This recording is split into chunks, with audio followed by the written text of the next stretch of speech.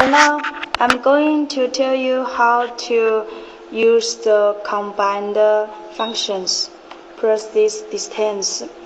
It can test the line to line and the distance between line to line and the distance between cycle to cycle, line to cycle. Okay, first I'm going to show you the distance line to line. For test the distance between line to line, first you need to find this line button to test the two lines. Now I'm going to test these two lines distance. Okay. Test the line. Need to find a line.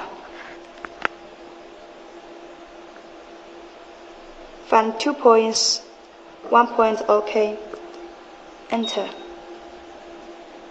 The second one. OK. Enter. Then one line first is OK. And then the second line.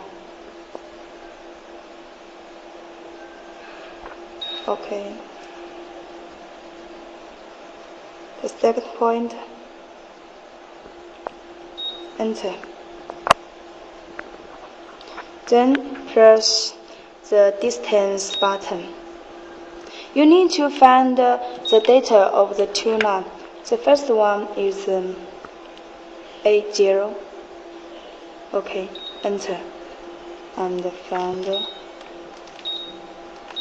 A1. Enter.